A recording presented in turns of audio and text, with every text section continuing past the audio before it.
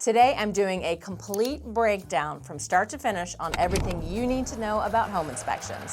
Skipping the right inspections in Tucson isn't just risky, it could turn your home into a financial nightmare, leaving you stuck with expensive repairs you never saw coming. And sellers won't care.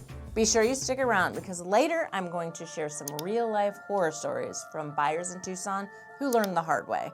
Horror stories. Let's first start off with what a home inspection is. So a home inspection is an independent licensed contractor that is going to come in and inspect the entirety of your home. Now this is just a general home inspection. There are several other inspections that I recommend that we do during the process. The inspections are generally done during the due diligence period and after contract acceptance. So whatever due diligence period you have built into your contract, that is when you're going to want to do all your inspections. And a quick side note, the due diligence period is that period when you go under contract and the time frame where you're going to do all of your inspections, where you're going to figure out if you can get insurance on the home, if the home has the sewer connected, if you want to do a mold inspection, if the title report is in good condition. There's lots of things, and the title report is in good condition.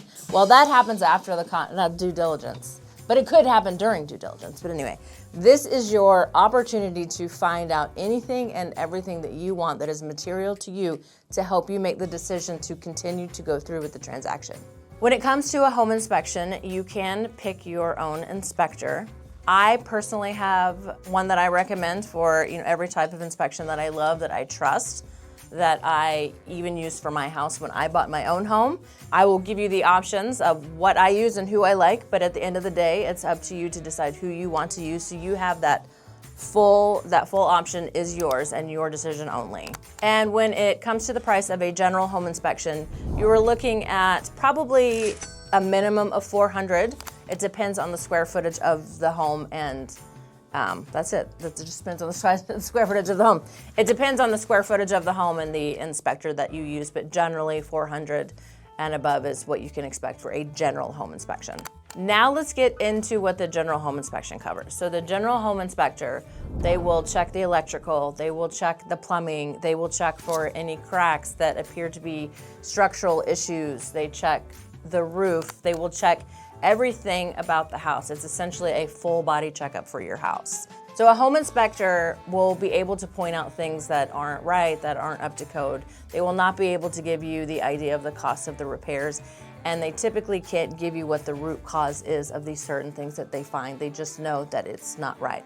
And they will write up a whole list of items that they found. So with that being said, in addition to a general home inspection, I have an actual specific contractor that I do for a roof. So I use a licensed roofer.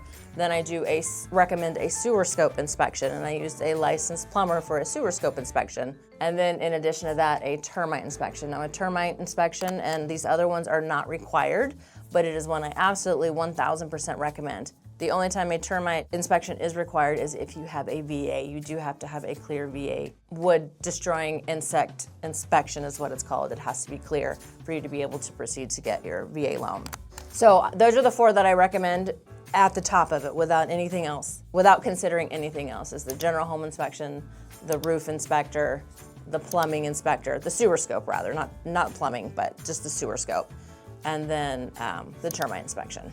So you, the buyer, will get a report from the general home inspector, and a good real estate agent will go through that with you and discuss what's important to you and what you want to consider being repaired.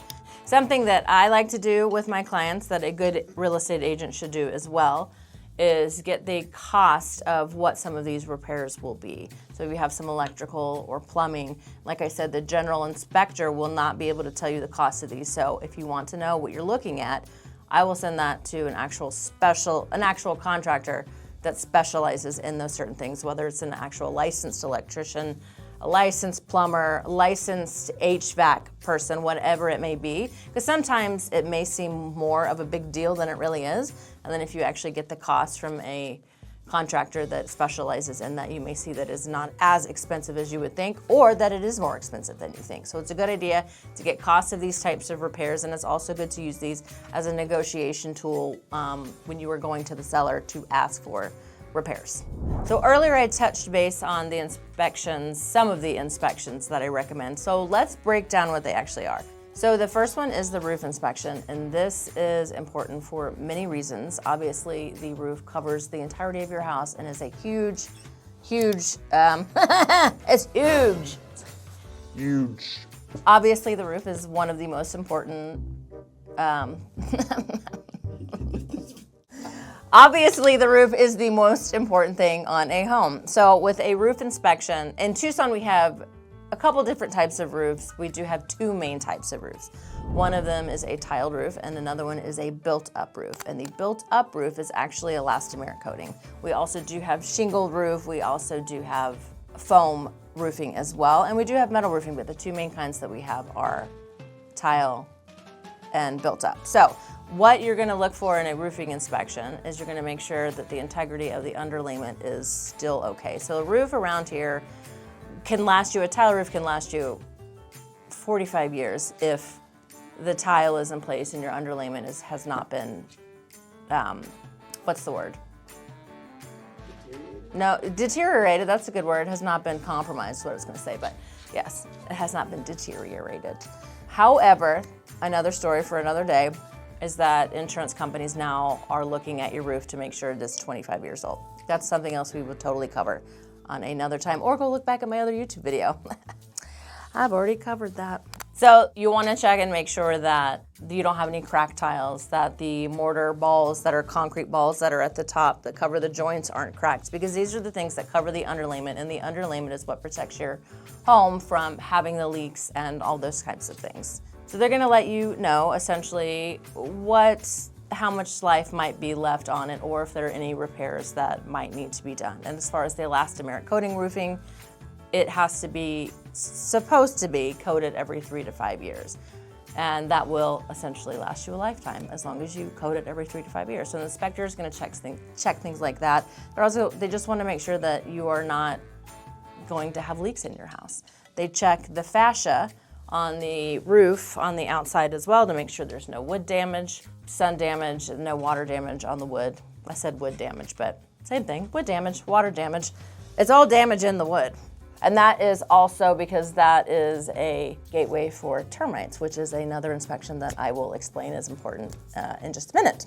Essentially, you just want to make sure your roof is in good condition, and that is what a roof inspector is going to be able to look at, and then also give you a quote for repairs or a full roof replacement if needed.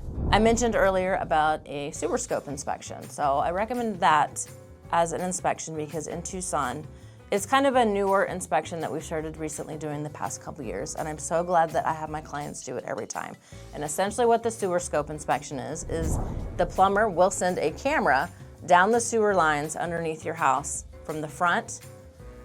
It goes to the front and then it'll go to the back to make sure that the integrity of your sewer line has not been compromised, to make sure there aren't any roots growing, to make sure you don't have any backups in it or anything that could cause it to back up, to make sure there aren't any cracks or holes or anything like that, because these can be very expensive, costly repairs. So the termite inspection is important out here. There is a common joke that in Tucson, there are two types of houses, one that has termites and one that will have termites. So termites here are very common. It's not as scary as you think about when you think about in some of these other places with more humidity where the termites actually eat away your wood and then you have to have your house tinted, and it's nothing like that out here. So basically they're subterranean termites, and what they do is they kind of crawl into your house and they just eat a little bit and then they leave. So it's really, really easy to treat, and it's something that you need to do when you are a homeowner, is to make sure that you're having an inspection once a year, get a home warranty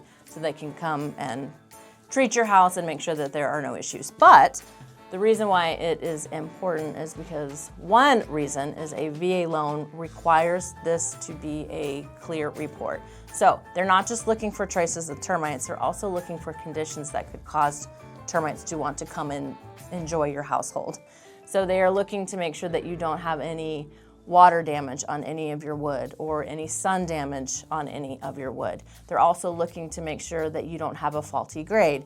And a faulty grade is basically when the ground touches the stucco or touches the trim on the house. There has to be a concrete barrier around it that keeps the termites out. Sometimes there's nothing you can do about that as part of the construction, but if there is something that you can do about it, it does get called out and something that needs to be addressed. And if applicable, I think you can say that both ways. If applicable, that kind of just rolls off the tongue. If applicable, do a pool and spa inspection as well. Now, there are a lot of general home inspectors that will check the spool, that we actually do have spools, that will check the pool and spa just to make sure they're running like they're supposed to. But if you get an actual pool inspector out there, they do a little bit better job of checking the plaster on the pool to make sure it's in good condition. They check the equipment. They know what's wrong. If the equipment isn't working, they can give you quotes on what's wrong. They also will tell you if you are following safety barriers so that you are in compliance with the city's safety ordinances with the pool. So definitely another one to get if your house does have a pool spool or spa. Another inspection that might come up is septic inspection, and this is actually something that is performed by the seller during the process. So the seller will get that inspected, get the septic inspected, and then if it passes and meets the requirements, then it can be transferred over to ownership to you when the house closes on the title. So that is another one that does get done. And that has to be done if there is septic. Mold is an inspection that is common to check for in a lot of places in the United States, but it is actually not a very common one to do here because it is a very dry climate and we don't typically have a lot of mold issues. However, there is going to be mold in every house that you ever go to. So if mold is a concern for you or you have asthma or anything of the sort that might be severely affected by that, is definitely one that you should recommend doing, or that I recommend getting done during the due diligence period. You want to make sure you have a professional do, because if a general inspector does a mold inspection, they cannot interpret the results for you. And you're going to see these results and you're going to be, oh my God, what is going on in this house? You need a specialist to interpret those results for you. Now, before we get into the horror stories, if you're liking this video, be sure to like and subscribe. Now let's get back into it. Horror stories. So the first story I'm going to tell you about happened to a client of mine, and this one is actually a mold story, which is ironic because earlier I mentioned that we don't have a lot of mold issues here. But here is what happened. My buyer gave me a call, wanted to go check out this house. We went to go check out the house, and in the bathroom, at the bottom of the shower between the cabinets, the vanity, there was a spot that was open about this much. And it was black all around the top and black all around the bottom. And it looked like over time that this had been, like something had been eating away at it. So it was right there in that spot. And then also it was in the guest bathroom and it had a spot right there too. And it was by the shower. So we knew this was probably a shower issue and may have been happening over time. I asked the listing agent if they noticed anything, if they knew anything, and she said no. Well, we went back later that night to look with my buyer's wife. She looked and that spot had been covered up. So they never told me anything that actually happened, but they tried to plaster it and cover it up. And I told my buyers, the one test you must absolutely do is a mold test. So we get under contract with this house. We decide to do a mold test. The mold test comes back with the worst possible mold you could find in your house. Black mold, the blackest black of molds, like the worst mold you could have in your house. So we had that done, and my clients loved the house. So they wanted to give the sellers the opportunity to remediate it. Yes, they tried to cover it up, yes. And you never know what you're gonna, yes. So when you're doing your inspections, it's important to check. Anyway, again, like I said, we got the report back. Very bad mold, the worst mold you could possibly have. And we gave them the option to remediate it. And they said, okay, they're going to remediate it. And they got some random person in there who basically, I don't know what they did. Maybe they sprayed some, what is it, Mildex, Tilex, whatever, the mildew removal, and they said that they remediated it at the cost. So, because you can never be too careful, and because this was pretty serious mold, after they remediated it, we went back and we did another mold test. And the mold test came back even worse with higher mold spores than it did before. So essentially what happened is when they remediated it, they went in there, they tried to do a little cleaning, they disturbed the mold, and the mold spores got out even worse into the environment. So when you are remediating mold, you have to do it a very specific way because if you disturb the spores, it will expand. It will get further out into the system, and that's not good. They didn't do it right. So we gave them the option again, because my buyers really wanted this house. Here's what we want you to remediate it this way. This is what you have to do. We got our mold inspector involved, saying this is how you need to remediate it. And what they did before we agreed with the next process, is they had ripped out part of the bathroom and put it all back together, remediated it, which is not how you're supposed to do this. So they said they remediated it again, and we went back and had a third mold test. And again, the mold test was even worse than it was before, and they refused to use the remediator that was licensed and would have done it the right way. So after 3 mold tests and the test getting worse and worse and worse, we finally canceled the contract. We were past the due diligence period at this point, so we had to work in a couple of addendums that allowed us to back out if these mold tests did not come back at an appropriate level, and they did not. So after 3 opportunities of doing a mold test, we backed out of the contract. Found another house later on that they love even more, so it ended up working out and being a happy story. Here is another example that I have, and this one involves a new construction. And I 1,000 million % will recommend you get a third-party inspector when you are doing a new construction home, and here is why. So I have 2 examples. One example, I had a client who did not want to do the home inspection. They were adamant that this is new construction, everything should be fine.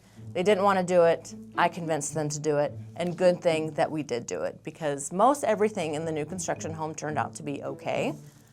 But then we got to one part in the wall in the garage, and my inspector noticed that there was something that wasn't right. And I can't remember exactly what it was, but it was something about the water softener loop that was put into the garage. And he was able to find out that there was actually an extensive leak of water inside the walls of the house that nobody knew about, nobody had detected, and they would have otherwise not known, and could have been a pretty big disaster had this not been found before they moved in. Something they never would have thought they would have found, something they probably never would have found until they moved in, and it was too late, and it could have destroyed a lot of their house. So always do a home inspection for new construction. Here is a second new construction example that I had. Another client was doing a new construction home. This one had probably been sitting on the market for a year. Nobody had lived in it, but it was built, new construction. My buyers loved the house. We did an inspection on it, and we noticed as we were doing an inspection that there was, it was an outdoor kitchen area. My inspector was inspecting, and we kind of noticed a smell.